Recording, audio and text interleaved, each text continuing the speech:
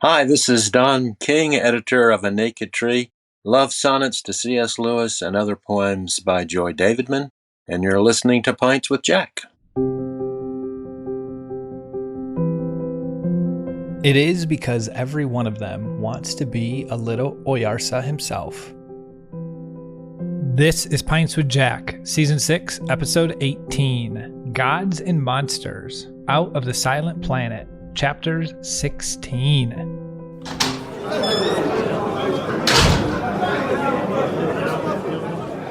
Welcome everyone. Here on Pints with Jack, we're reading our way through the works of C.S. Lewis. I'm Matt, and I am joined by my two delightful co-hosts, Andrew and David. This season, we find ourselves among the stars reading through the first of C.S. Lewis's science fiction trilogy, Out of the Silent Planet. In this episode, that quote of the week, we're going to get in here a bit of a summary on the human race, and I think this is one of the most profound sentences that sums everything up. So, get ready, everyone, for a great episode. But before we dive in, the movie title, we called it Gods and Monsters. Andrew called it that, to be more accurate. Yeah, I was really stuck as to what to call today's episode because there were some themes, but I couldn't think of any good movie, and we were spitballing just before we hit record, and Andrew came in clutch. Titles are what I do. I have made a career with the C.S. Lewis Foundation. When I help them name their events, they invite me to speak at them. And speaking of which, Kristen and I have just been confirmed for the October 13th C.S. Lewis retreat at Camp Allen, Texas, in October 13th through 15th.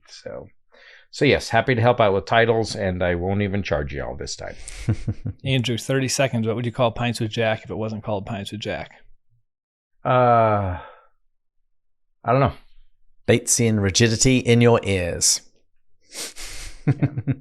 We thought about doing like a tea with Tolkien, lattes with Lewis.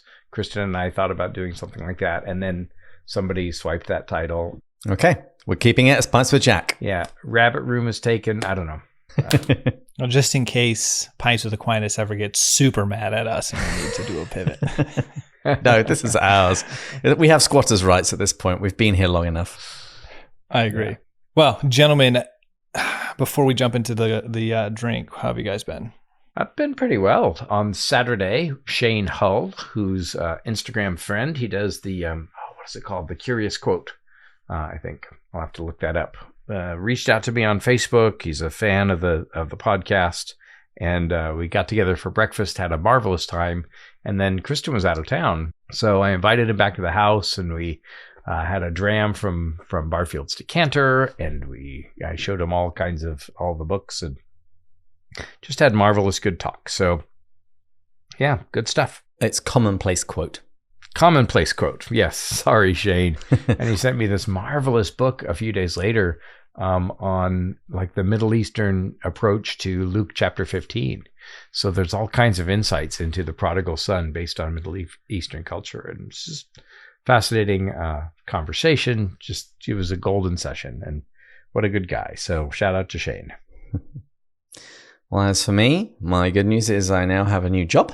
I will be starting it in 4 weeks, which means I have a little bit of time to play catch up on all of the 1,001 things that I've been neglecting while I've been on a very intensive job hunt. And also, I will be going to the Chicago performance by Ballet 5/8 of Bareface, their adaptation of Till We Have Faces. And I've already started having messages from patron supporters who are also going to be there. And, fun fact, my new work, or at least the office, I won't be going in. I'll be going in once a quarter, is about 5 minutes away from that theater, because they're based in Chicago. Oh, fantastic. Which means I'm going to get to go to Chicago once a quarter.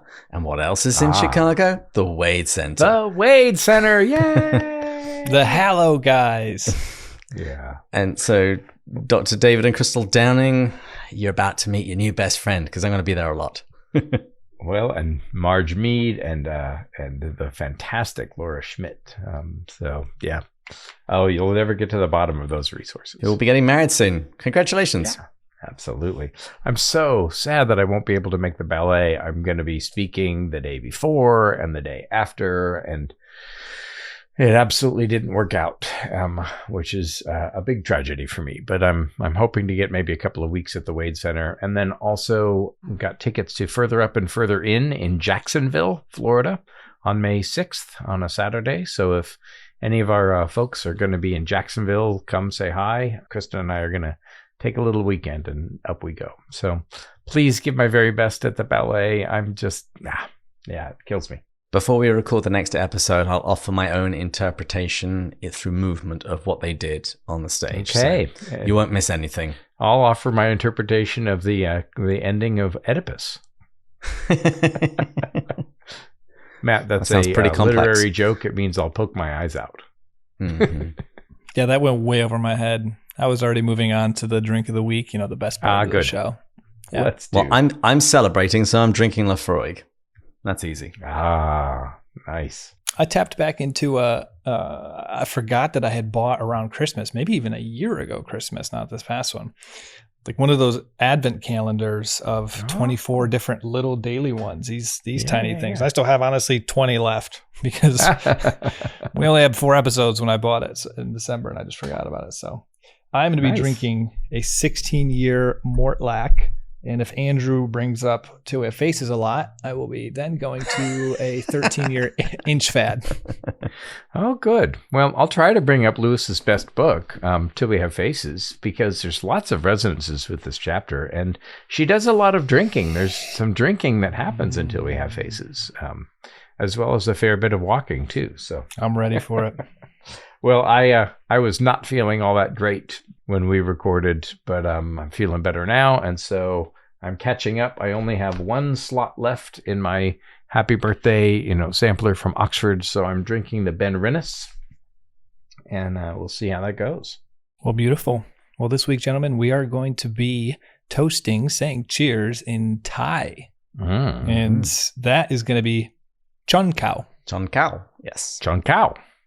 Great. Chon-Kâew. So yes, Andrew, let's get our toast to our top tier Patreon supporter. Well, we happily toast Gary Jacobella, and as we round our way towards Easter, we pray that all of the blessings of God's new life will come to you and to your family, and we thank you for your kindness towards us. Cheers. I'm sorry, Chon-Kâew. Chon-Kâew. Chon-Kâew. Oh, earthy. That's quite delicious. That's got a little kind of a maple finish there. Well, Matthew, it is that time again. We gave it a break for a few weeks, but it is now time for Philology So Far. Oh, I thought we were done with this. So I have 7 questions with 10 points available in total. So, question 1. What is the name for Earth, and what does it mean? And this is Earth, the planet. Oh, I was going to say the ground. Thulkandra. It's high on the planet. Okay, 2 points so far. What are the names for the lowlands and the highlands? And which is which? You can't just say both. Oh, I know this. Handramit. And which one's that? Alexander doesn't like your pausing. Lowlands. That is the lowlands. And what is the highlands? Handresa. Harandra. I'm guessing. Okay, 3 points so far. Harandra. Here's a good way to catch up on points. What are the 3 races we've heard about on Malacandra? Sorns, Rasa, Pfiffatigrilli. Oh, I don't know. We might have to give him that one. Fiffatigri. Fiffle, Triggy. Fiffle Triggy. It's kind of like, being a respectabiggle. A fiff will get a little tricky if you try to drink it during an episode. David, what's the name of the 4th one that ceases in existence? well, we'll find that out today. They're actually not named. That's correct. I call them the bird-like thingies. The bird-like thingies. For those of you that watch Rick and Morty, I just think of bird person. Anyway, I'm going to give you half on that one. So 3.5. What do you call a group of people who kill a Hanakra? Warriors. Oh, Nakrapunti. There we go. Okay, still on 3.5. Oh, you wanted it in the language. Oh, sorry. Yes, I should have specified. Yes. Oh. That Batesian specificity. Mm-hmm. Arbol Hrw refers to gold, but what does it literally mean? The blood of gods. Oh, The blood of the sun. there you blood of the go. sun. Boom. Sun's blood. You got to get it in the order. Oh, no, I speak Spanish. I'll take it. United States is one of the few places that doesn't say the other way around. Okay, so 4.5 points. Let's see if we can pull ahead to a passing mark. When Ransom learned about God, what were the two names used? These identify two different people. Meladil the Young. Yes. And there was another. I know this one. If you think about it in Trinitarian terms, which person of the Godhead is it? It's the Father. Mm-hmm. And in earthly terms, a father is... What is a father called, Andrew? An elder? And in this case, the Old One. The Old One, yes. All right, for bonus points, if you give a really good answer, I'm going to push you over to a passing mark. What does Hanau mean? Oh. It's like the sentient creatures, conscious creatures. Like the man. Man is the technical term, but like... That was a pretty good answer. I'll allow it. Each of the creatures that we've encountered thus far of the main races have been Hanau, and we also saw that it seems to have something also to do with virtue, but it hasn't been specified yet. So why don't we push into today's text, and you give us the 100-word summary of the story so far? Yes.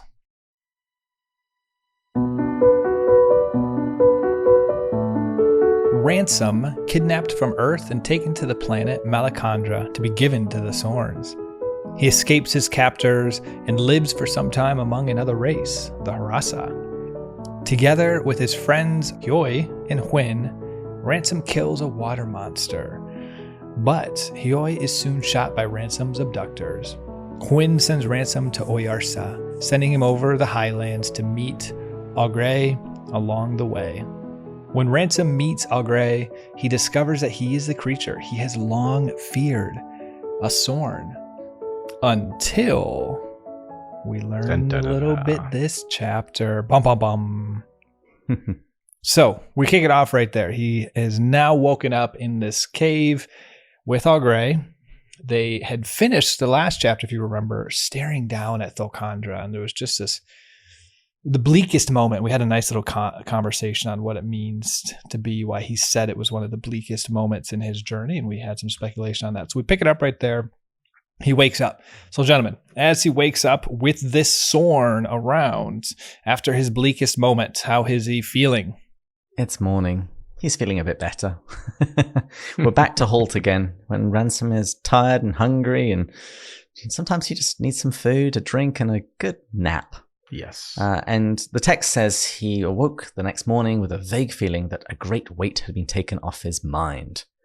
Now, he's recognizing the goodness of the Séroni, or at least this particular one doesn't seem to, want to eat his flesh. Although it's kind of cute because you still find out that he still prefers the Rosa. He still prefers them. He doesn't have quite the same affection for the Séroni just yet. Well, and I was thinking about that. I think he has more Storge for the Rasa because by its very nature, Storge takes time, right? It takes time to become familiar. You feel much more affection for a high school that you went to for all 4 years than one that you went to for just a year. And so, of course, he prefers the Rasa. That's where he spent all the time. I imagine if he started out with the Séroni, he would have had the same kind of affection for them. So I think that's one of the elements of that love is that it grows just by spending time together. Now, Ransom is actually still plagued by fears of Oyarsa, because this is the last person or group, because he's still not quite sure what Oyarsa is. But this is the last creature on Malacandra that he knows about, that he hasn't met, and he's therefore still kind of scared. It's interesting. I was thinking of my new favorite phrase that was from the Jerry Root conversation: reality as iconoclastic. Because this is just another example. It describes that he was thinking to himself, his greatest fear, or top 3, let's say maybe, was the Sorns. And then he actually uses the word amicable to describe their nature. And so it's like he's confronted with the reality, not what the falsehood in his head. And it destroys these preconceived notions that he has. I mean, I think about that in today's day and age, whenever we have all this division and divisiveness, whenever you just meet with a person who has different values, different views than you, different faith, different denomination, different story, your preconceived notions of them tend to be challenged. A lot of times we villainize people, and then we meet them and we're like, oh, you know what? They're just lovely human beings like everyone else, trying to do the best they can in life. You know, that's the nicely observed amicable, because, of course, the root of that is friend. And so here is this thing, this creature with whom he has actually in some ways more in common than the Rosa. And so it's an amicable meeting. And yes, it has the surface meaning of that, but it means that it suggests, I think, at least the potential of friendship between the two. So yeah, nice grab. Thank you, Andrew. Feels good every once in a while. You know, every blind squirrel gets a nut once in a while. Nah. Yeah, and anybody who's going to cite Jerry Root favorably is on the good list. I stand on the shoulders of giants. As does Ransom this chapter. So I think, too, that having gotten some rest, like David pointed out, but also he has decided towards kind of faithful obedience. And even that decision can bring life. And so that's some of, I think, why he's feeling a little bit better about things. Well, now they're sharing breakfast, and Ransom asks Augray how he will find his way to Oyarsa. And Augray says that he will carry Ransom. And then at the same time, so we're about to go on this journey, or continue the journey, might be a better way to phrase this, throws a bit of shade at the Harassa in here. And so as we unpack this section, first, I actually want to start out and ask you guys, did this section at all, when he's getting on the back of the Sorn, remind you at all of Lewis's greatest work, The Great Divorce? I'm sorry, you need to read the notes, please. You changed it. Let me rephrase what the notes now say under Matt's section. Does this remind you all of our favorite, David's and my favorite work, The Great Divorce? Oh, our. Our includes you. Yeah, doesn't say Andrew there. He finally admits it, people. No, it's Till We Have Faces. Not particularly. Are you thinking of like the lizard on the man's shoulder? Not exactly. More thinking about they get to a point in their journey where they can't continue on their own. They won't be able to handle the atmosphere, the surroundings to get to the end goal. They need the help of something more substantial. And so you have the Sorn here who is given, and I'm putting it into context of the bigger journey where I won't unpack everything I mentioned last episode, but how there was obedience and surrender to it and continuing to unknown and to uncertainty. And there's grace provided along the way. But now he's to a point where he can't continue without even further help from Oyarsa. And I'm just thinking of our own spiritual journey from God and the need of someone further along in the journey to help us. So I guess that's what I was thinking. You know, I'll grant you that here's this thing that he loathed, kind of like the red lizard. And it transforms into being something that he can ride, that gets him further along. But that's kind of just an incidental parallel. The true thing is that he has climbed up the mountain and grappled within himself. And unlike Orwell, has decided to embrace thoughtfulness and faith. And so he has clearer vision in a way that Orwell doesn't. So what Lewis is doing here at the beginning of his fiction is setting up a contrast at the end of his fiction, just further showing the brilliance not only of Lewis's fictional writing, but the fact that he brings everything to a close with his last and best novel, Till We Have Faces. Bring it, guys. I got it for all day. I got it all day. That was slow clap worthy. That just somehow bait and switch. I mean, you took it and you switched it and threw it back at me. No, it just was always there. You just, anything that you tee up is going to, end up being where it needs to be. Well, speaking about throwing shade at people, I want to talk about the shade that he throws at the Harassa. Yes. First of all, it made me laugh, by the way. Oh, it's kind of funny. I literally put LOL. But the Sorn says they don't seem to know from looking at the animal what sort of lungs it has and what it can do. It is just like a hross. If you died on the Harandra, they would have made a poem about the gallant man and how the sky grew black and the cold stars shone and he journeyed on, and they would have put in a fine speech for you as you lay there dying. And all this would have seemed to them just as good as if they had used a little forethought and saved your life by sending you the easier way round.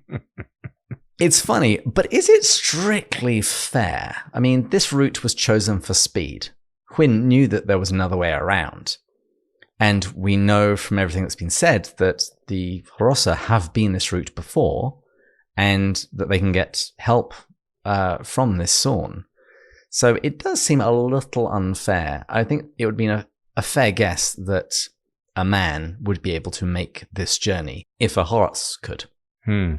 Well, and I wonder if it's maybe just some friendly interspecies rivalry, kind of a rolling our eyes at, oh boy, that one does this. And I imagine that the Hrossa could say the same thing of the Séroni. I think the caricature probably is true when they have this discussion about death afterwards, because Ransom is a little offended on the part of his friends. It says, I like the Hrossa, said Ransom a little stiffly. And I think the way they talk about death is the right way.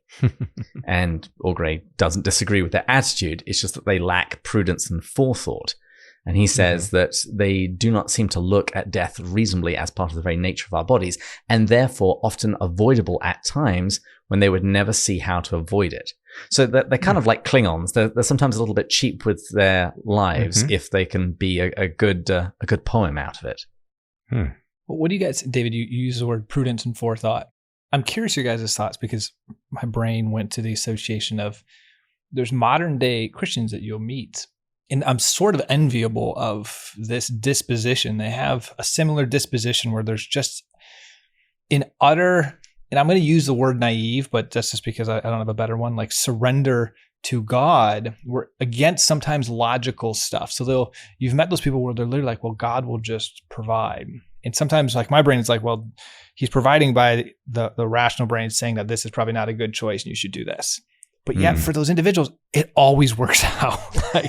Because it's almost like God will honor that incredible surrender even in the face of like low odds.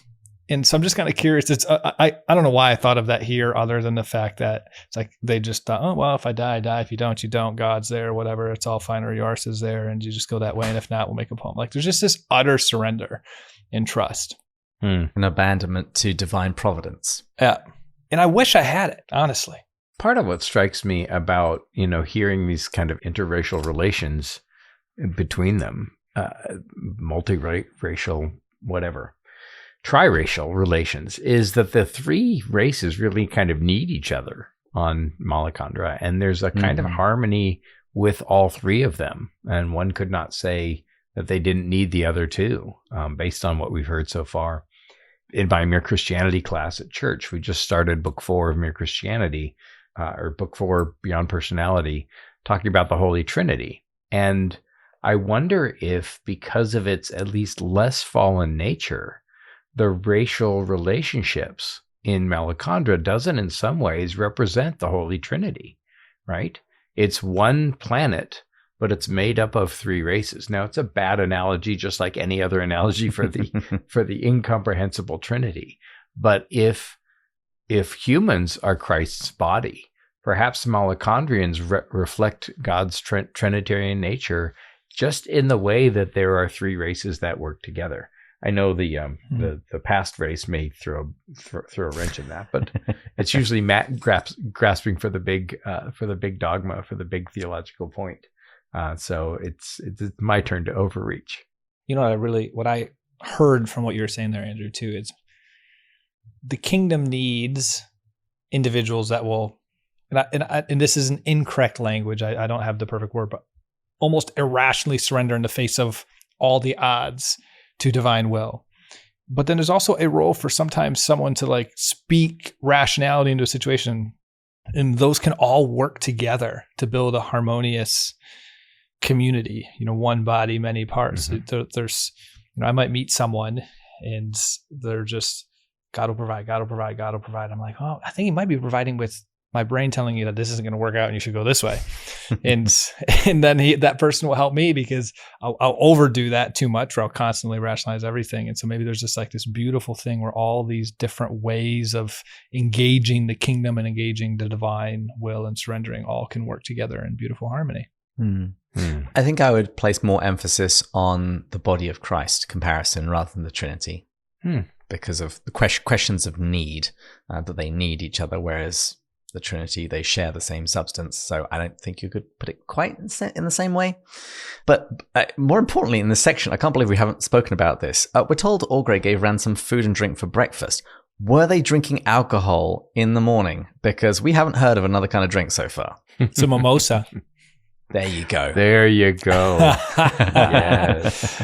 Yeah. It's not the blood of the sun. It's it's like the, I don't know, this liquid of the gods or something. I'm not sure if they're drinking alcohol necessarily, but perhaps. Just saying, we haven't heard anything else mentioned thus far. Maybe it's a pure form, in the sense that alcohol has the fallen form. Alcohol has some very negative effects and can be a dangerously abused substance, and you wake up and there's a pro and a con. But in a non-fallen world, it's like it warms them up, it gives them life, it gives them, like, it does all the good of alcohol, but it doesn't seem like there's any of the negative. Mm-hmm. Yep, it's 5 p.m. on the Handramit. Wow, there you go. Yeah. It is interesting seeing as they begin to make their preparations to leave. Ransom shudders because Orgray passes him the tube that contains the oxygen that's going to keep him alive during the journey. And Ransom shudders because of the different nature of this creature. His hands are described as fan-shaped, 7-fingered. And a lot of artificial intelligence images are out at the moment of that are computer generated, and it freaks people out when they have more than 5 fingers. But fan-shaped, 7 fingers, mere skin over bone like a bird's leg, and quite cold. And I think that does speak to our training again. Mm-hmm. And I wonder if Ransom would shudder quite so readily if he had maybe kept pigeons or chickens and had been used to feeling affection for creatures with that kind of a hand. I wish I had something better to respond, David. I just like the observation. Yeah. And, I think that some of what's happening is he's grappling with some fear, and there's certainly some fear of the unfamiliar. And so he's only just arrived at a place where the Rasa are not, kind of terrifying to him, that they seem like people. And so Séroni. Well, no, before with the Rasa. Oh, so okay. now he's grappling with the next species that he's come up into an encounter with.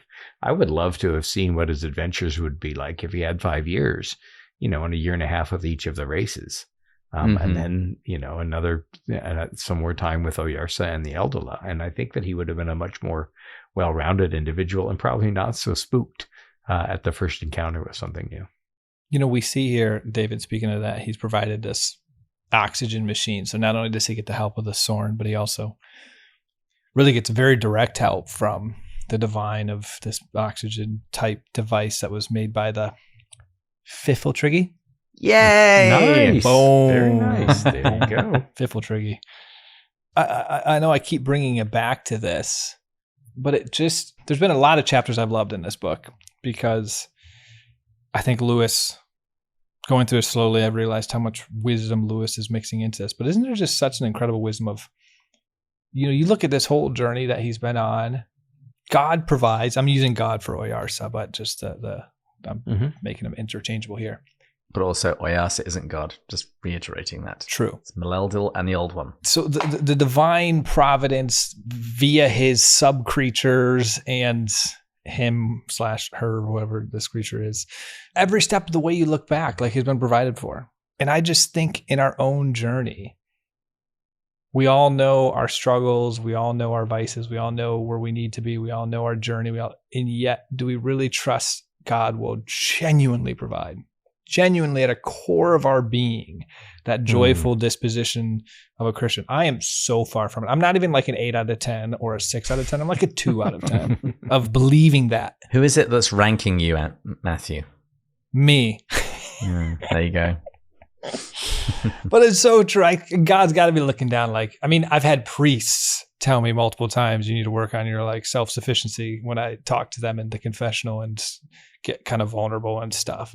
They sense it. Like I've always depend on myself. It's just my nature. And I don't know. This is just another example. I know this is a minor thing that I just turned into something beyond it again, but it's just another example. He's in this thin air, hard to breathe, hard to continue, wouldn't be able to make on himself, would probably die. There's a Sorn, there's oxygen. He's going to get through this. If you're doing God's will, it will work out. That doesn't mean it'll work out the way you think it will work out, and death could actually end up being the end goal of all of it, but like it will work out as the good Lord expects. Well, and in the lectionary recently, we've been reading about the children of Israel. And it's like they get out of Israel and they're like, oh, you brought us here to kill us. It's like, yeah, I'm going to open the waters. Oh, you brought us here to starve us to death. Here's some manna. Oh, we're so thirsty. Yes. What's going to happen now? Here's some water. Oh, man, we want a barbecue. Okay, get a barbecue. Right? And I think in some ways it's the same with us. How long will it take before we realize that God will supply all of our needs according to his riches and glory, right? And what if we never realize it? Well, you might not. No, it's that kind of dependency. And Lewis says that dependency, our trust in God has to start all over every day, and begin once again. And so here's Ransom, and we're starting to go, hey, dude, God's going to provide for you. And it's still kind of up in the air. So, do you know the one thing I do trust?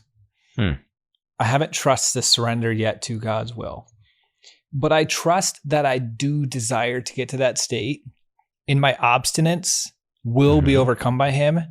It just will be 10 times more painful.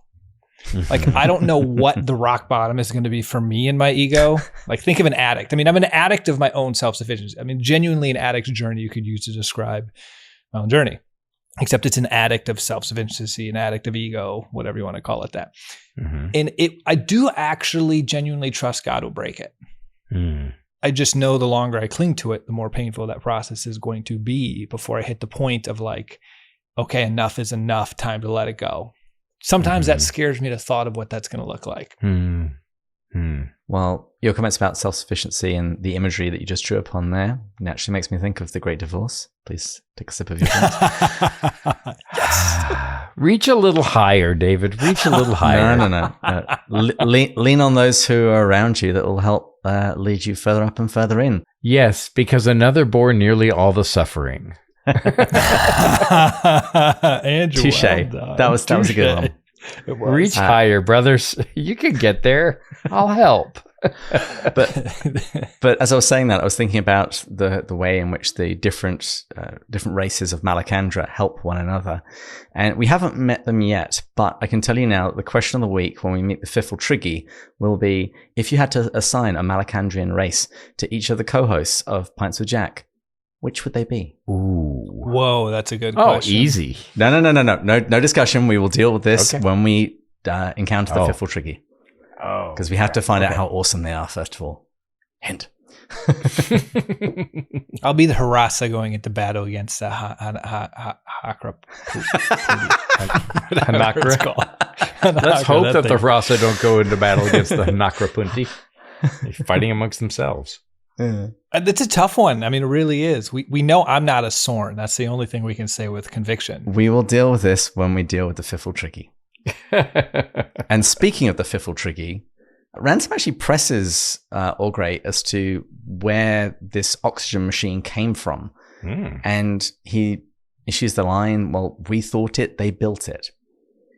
And we find out that the Philology actually like making stuff, because Ransom is still looking for some grand conspiracy as to who's manipulating whom, who is really in charge. And Orgray says, no, the Philology really like making stuff. They seem to prefer artistic endeavors rather than utilitarian. But if they're really bored and the problem is suitably difficult, if it's going to provide enough of a challenge for them, they will do it. Which just sums up for me that these guys are the engineers of this planet. They don't just want a challenge, they want a challenge that they deem worthy of themselves. I I like your way to just push that forward, Bates. I appreciate that.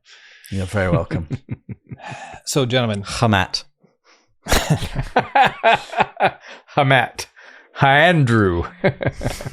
So, gentlemen, we're pressing forward. So now Ransom is sitting on the shoulders of Augrey, and he's a little unnerved, but they begin the journey. And right off the bat, we actually learn that there's this beautiful gate, very smooth, very enjoyable experience.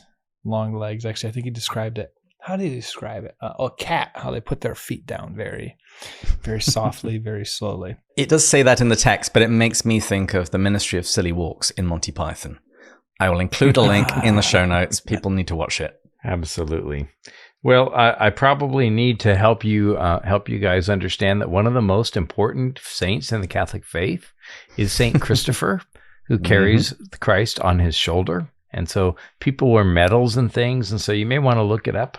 And so I'm glad to help you out with Catholic iconography and stuff. I'm here for you. Christopher. Okay, we will look him up. So what I want to do here in this section, because we have a decently long one where they're just on this journey, let's unpack a little bit of some of the stuff that they come across in this time as he's on his shoulders. So the first thing we see is, or hear, or read, is the landscape appears to become more hostile, barren, unforgiving. So very different than the Harassa experience. So why do you guys, I'm curious, and I don't want to reach too far as I always try to do, is Lewis trying to communicate something here? I keep thinking about this in the metaphor of this journey of coming from the Harassa. Everything's provided for, everything's there.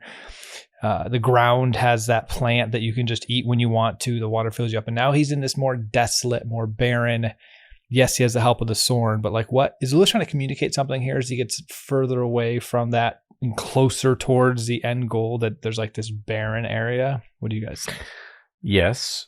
Do you not remember reading your literature in 9th grade where they taught you about the exposition and then the rising action and the conflict and the falling action and the conclusion? And so what we're getting literally as he's traveling up is we're moving plot wise towards the climax. And we've seen that Lewis is very deliberate with his tone.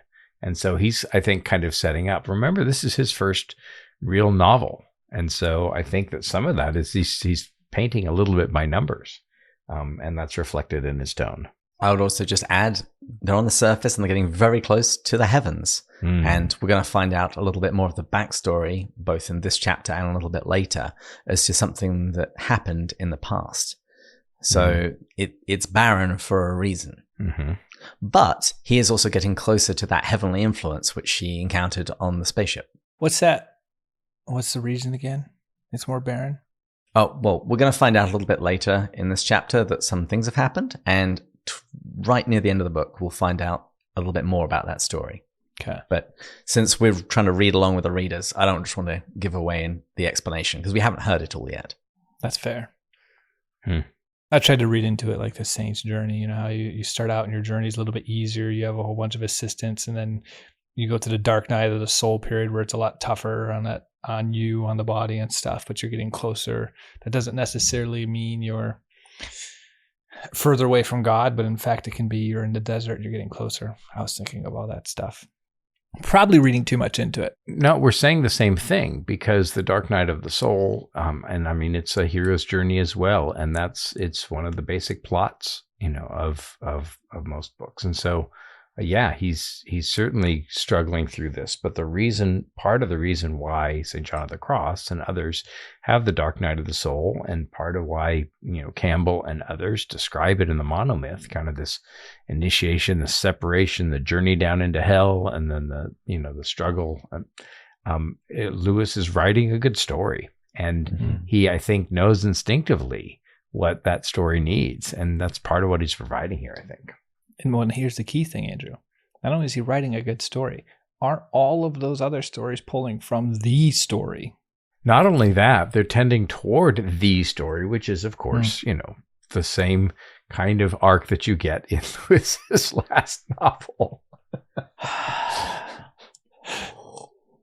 I still have a little alcohol left. Yeah. Happy to help. You get one more reference, Andrew, and I'm all out. Good. All right. So Now to what you were sort of talking about, David. We get a cleaner look. If you guys remember back, many chapters back, when he sees in the far off distance, I believe up in the mountains, if I'm saying this right, that cauliflower shape, we actually start to see this up close and personal. So what is he seeing, and what do we learn about this and this other creature that came into this? He's seeing the old forests of Malacandra. Because it turns out that the surface wasn't always so inhospitable. It was once warmer, there was air, and there was lots of creatures. And this part of the narrative, it takes a real dark turn, because Ogre says it's now a graveyard, and it's just full of bones of creatures that have died. And thousands of years ago, there was another kind of creature that lived there, a kind of bird. It's not explicitly said that this creature was Hanau, but I do think it's kind of implied, because he refers to them as a people rather than simply a creature or an animal.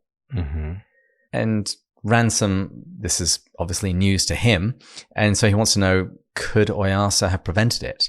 And Orgray says that he doesn't know, but basically nobody lives forever. He says, a world is not made to last forever, much less a race.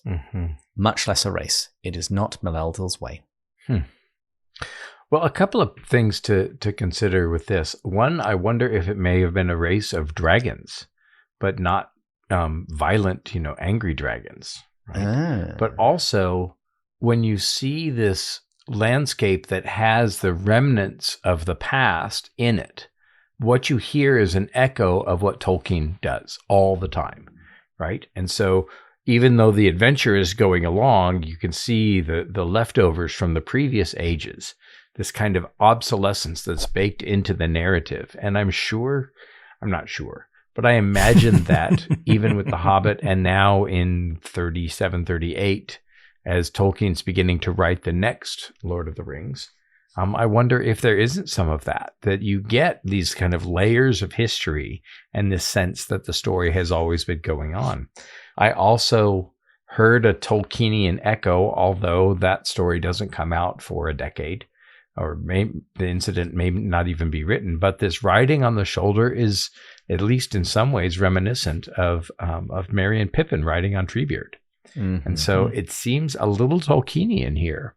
And you can maybe see some of their early influences. I'm not saying this passage influenced Tolkien to bake in some ancient, ages, but they're certainly sitting there reading the book to each other. And these are the stories that kind of are part of the concoction that's cooking in all of them. So I think that there's at least part of that. Well, gentlemen, as the journey continues, we find that the Sorns seem to be chiefly solitary creatures. And so they don't seem to have villages like the Harassa, which we just experienced him live life among, be a part of, be, as you guys remember, like just be present. And so they seem to live chiefly in these caves, and they appear to be involved in some kind of work, but Ransom doesn't seem to understand exactly what that entails yet. So they're getting closer to their destination. He's seeing all this around him. They begin to descend. They come upon 3 Sorns coming down towards them from an opposite slope.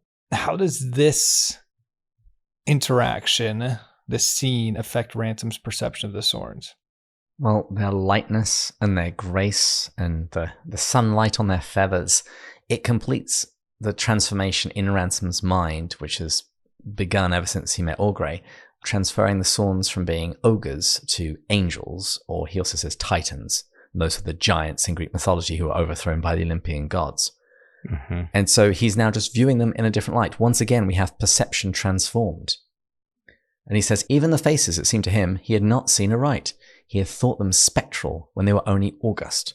And his first human reaction to their lengthened severity of line and profound stillness of expression now appeared to him not so much cowardly as vulgar. So might Parmenides or Confucius look in the eyes of a Cockney schoolboy. And a Cockney schoolboy is someone who's from East London. Well, and you also see that as he gets some time and familiarity with the Sorns, he grows to love them. And he sees them better. So what you see is the budding of Storge, right? And he's starting to see them for who they are, not who he fears that they are. So I remember the first day I traveled to Beijing. I went to teach Shakespeare and poetry in a Chinese high school. And so my first day in Beijing, it's jet lag, it's confusion, it's being in this country for the first time. And it was very hard for me to see the roomfuls of faces. I had several classes of teenagers, and it just all looked, it was indistinguishable for me. By the second day, as a high school teacher of many years, I'm like, oh, these are high school students, and that one's the troublemaker, and that one's the one who's the grade grubber, and this one. And the mass of faces turned into very distinct individual personalities, and it happened quite quickly, even in a country that was much more homogeneous than the one that I come from. And that was a great comfort, and that's some of what's happening, I think, here with Ransom. He's recognizing character, he's recognizing distinctiveness, and he's receiving what he's seeing, right? He's not trying to quantify it, right? He's looking along. He's not looking, or he stopped looking along his fears, and he started looking at who they really are, and they're becoming, personalities to him. And I imagine, like I said, if he had a couple more weeks with them, he may have favored the Sorns. I like that word receiving, because Andrew, that brings me back to our conversation with Diana.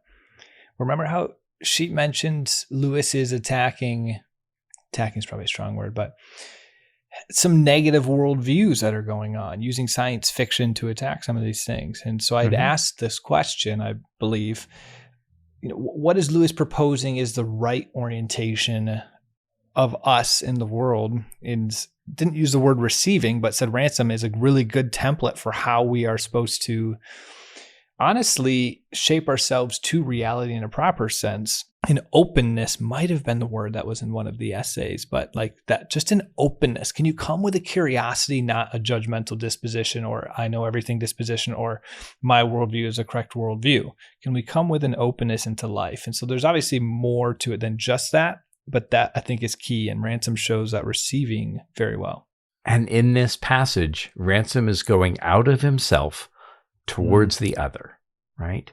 And he's seeing with other eyes. He's looking with the eyes of love, which is invested in the personhood of the other. And so he's receiving, yes, instead of trying to use, he's abandoning his own qualifications of what's going on and just receiving what Maladil sends him. When we get to Paralandra, Tinadril talks about, receiving the wave that Maladil sends. Right. And he's going along with it. And what he's seeing is beauty and stateliness and grace. And that's because he's getting over himself. And instead of trying to fit them into his conception, he's trying to receive them and see who they are. And he's abandoning himself in this way that allows him not only clear sight, but love for the other. If Orwell did this, the book would be half the length. And it's her refusal to do that. And it's our own refusal to do that makes, that kind of engenders hate in the world. So wasn't even planning on it, but of course that it's there. Have you guys seen too, when you were talking about his changing and falling in love with them, sort of, or learning to love them? Have you guys seen yet A Man Called Otto? No. Oh, yeah. Oh, so there's a book, A Man Called Otto. I heard the book was good. Yeah, it was decent. It was good. Whenever I go into something with expectations that's going to be phenomenal, I'm always left disappointed. And so, like Ransom with his preconceived notions. It's exactly right. I don't have an openness to it being different than my expectations. Orwell also, the gods are terrible and awful, and you can't see them as any other way. Andrew, I'm way out of alcohol at this point. We can't have any more references, man. Let me help you out there. Yeah, you can drink for me. So that movie, incredible movie. Please watch it. He has the same thing. He's got these preconceived negative notions towards the family across the street, and just they are destroyed. And it is so beautiful in the love that's developed. I mean, just 10 out of 10 movie. 10 out of 10 movie. Anyways, back to the text, gentlemen. So they're ending the journey. He comes across this Sorn that appears to be like an old Sorn, sort of, if we want to use that language, capital O. And first, he's kind of wondering if there's a hierarchical structure. And rather than saying that, what he identifies as seems to be like a teacher-pupil type structure. And so he comes across these multiple Sorns, and so he enters into this place of the old Sorn. And interestingly enough, they have this very deep conversation. You would think that it might be about Sorn history or the universe or all this other stuff. We're about to learn a whole bunch of life lessons. We do learn an incredible lesson, but it's not about the greater planets and stuff. So what does the conversation focus on? Well, there's a Socratic interrogation, is how I've decided to call it, because these guys are the philosophers, but they're asking questions and persistent questions. They want to know about Earth. They want to know about Thulkandra. Mm-hmm. And we're told that they work systematically through the geology of Earth, its present geography, flora, fauna, human history, languages, politics, and art. And they are really paying attention. They are deriving a lot of information from his answers about related topics. Couldn't that go with what we were just talking about before, too? Another way of communicating how our disposition is supposed to be intellectually curious, not judgmental. Like, notice that they have the chance and they could be spewing out all this truth. They're wise individuals or Sorns. Instead, they've got this creature here and like, we're going to ask him a whole bunch of questions. I love that. And it's what Lewis says about meeting a truly humble person. He said he won't seem at first to be really humble, but he'll just be full of curiosity about you, right? And so there's all of that. I can't help but notice that you skipped over the ideas about books of poetry, but we'll just we'll wait until you read some more until you find that good enlightenment too.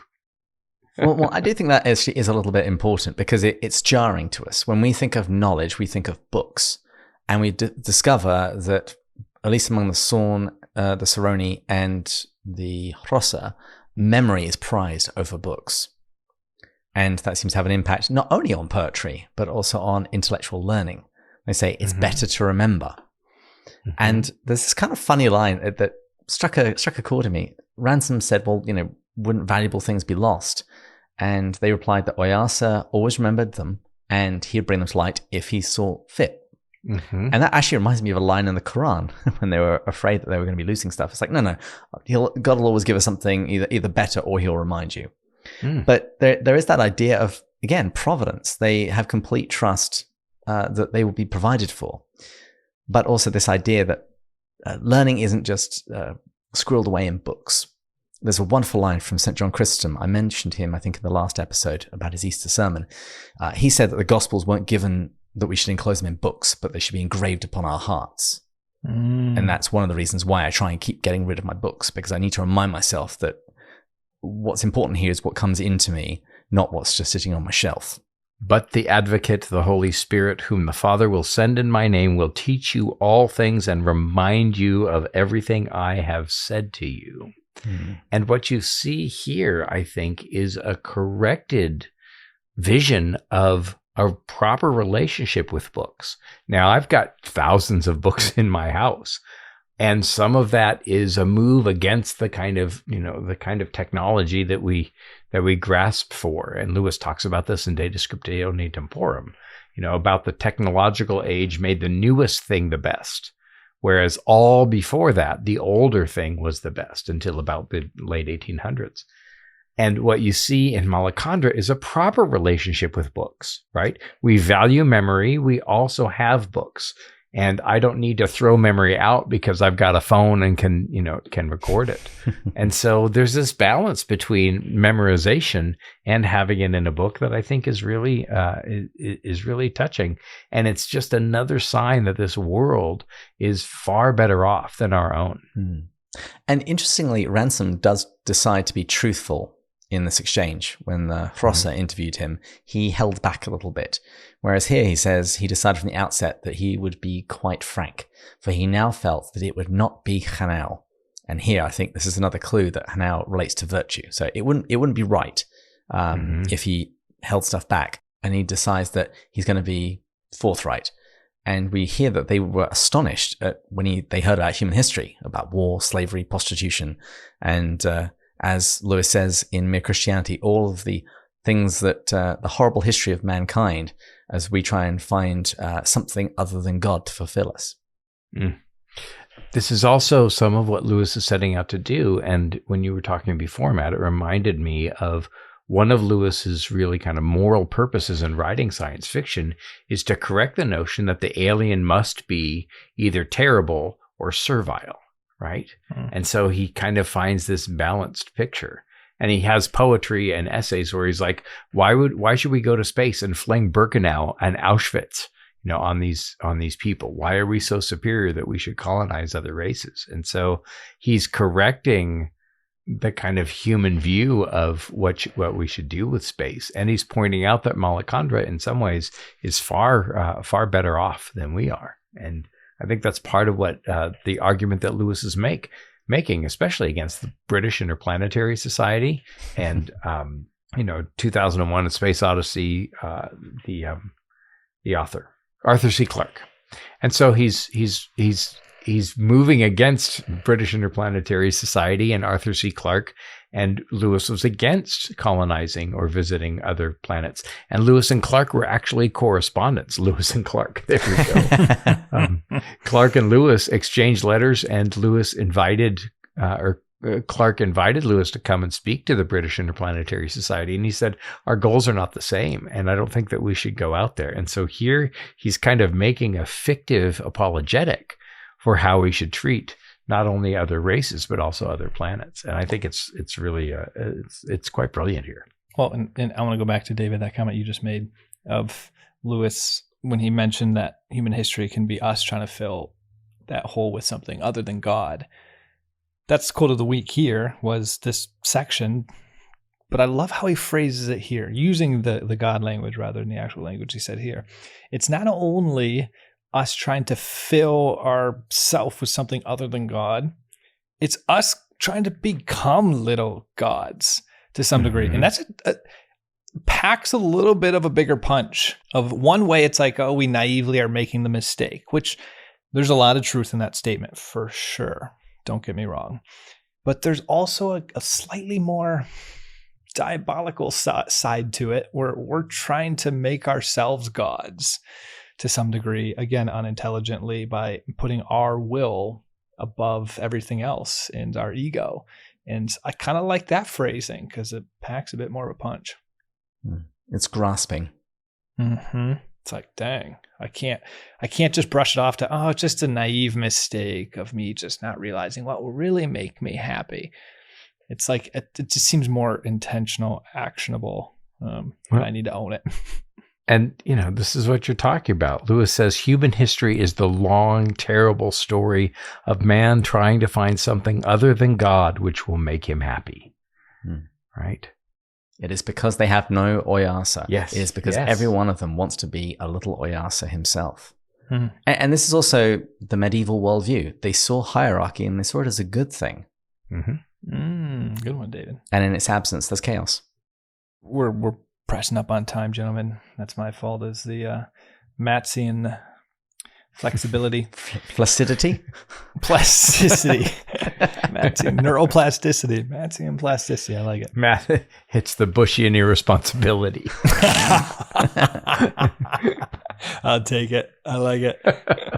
It's all love, Matt. I hope you know it's all love. Oh, I love it. I love a good roasting. I had a buddy who hung out with a different one of my friends, and he was like, "Man, you guys roast each other." I'm like, "It's great. I love it."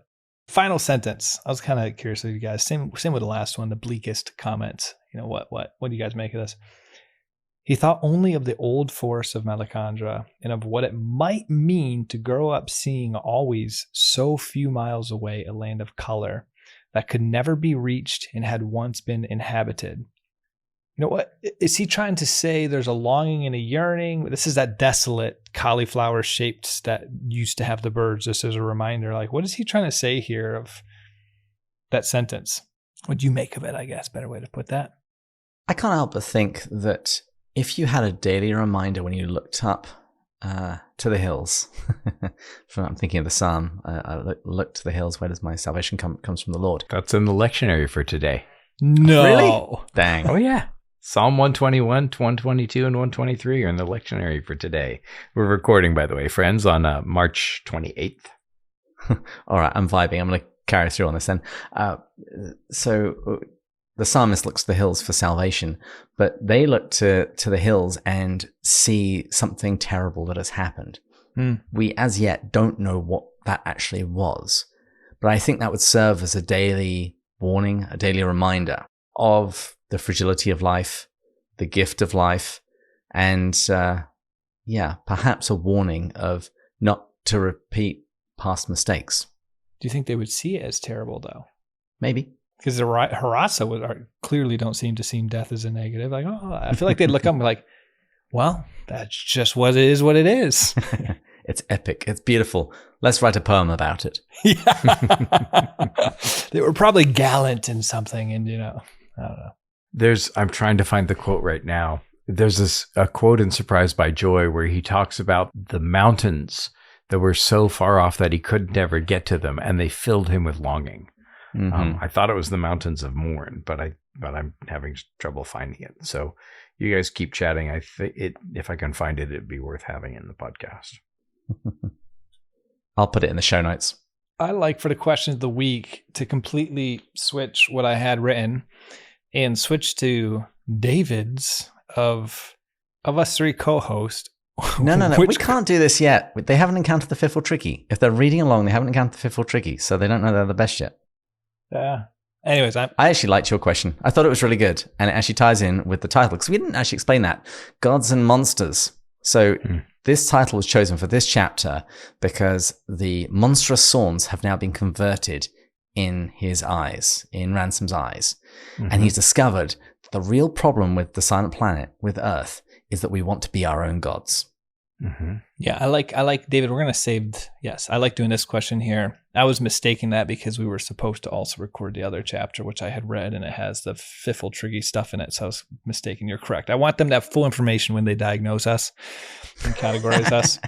And so for the question of the week this week, guys, is what are some practices in your own life? And if you actually answer us some really good ones, we'll read these on air because I think it's going to be really helpful to the Pints with Jack community that keep you from becoming a little oyarsa. In our spiritual journey, so much of it is to prevent our desire to become little gods and to put our will ahead of God's will. And as someone who's given myself a 2 out of 10 for that, I could use some advice here of what you guys have successfully done to surrender that. What is that? What are those practices, those rhythms in your life that you have done that have allowed you to say no to your desire, your ego, your will, and say yes to the capital W will? Well, and some of this, I think, comes from a quote that Lewis writes down of his own in Joy Davidman's copy of Lewis's second best book, The Great Divorce. And he says, and it's all reality is iconoclastic. As Ransom gets closer to Oyarsa, who's an archangel and constitutionally divine, and he gets closer to doing what God called him to do through his costly obedience, what happens is, and the quote in Joy Davidman's Great Divorce says, there are 3 images, Lewis says, there are 3 images that I must continually forsake and replace with better ones. My image of myself, my image of my neighbor, and my image of God. Right? And so what he's doing is exchanging his images for the truth, and he's seeing them more clearly because he has abandoned himself to obedience. It's the kind of vision that Orwell would have had she done that herself. But she can't see past herself. There you go. Have a sip. And it's when we can't see past ourselves that we begin to characterize and caricature others. And it's when I get over myself and really try to enter in and understand people for who they are that I can really not only begin to see them, but begin to love them and apply to them the kind of grace and mercy that we all deserve. And maybe in seeing others, circle back around and see myself more generously the way God sees me as his own beloved. That's a really good way to finish this, gentlemen. Thank you, Andrew. You brought the jokes and the wisdom this episode. And the whiskey.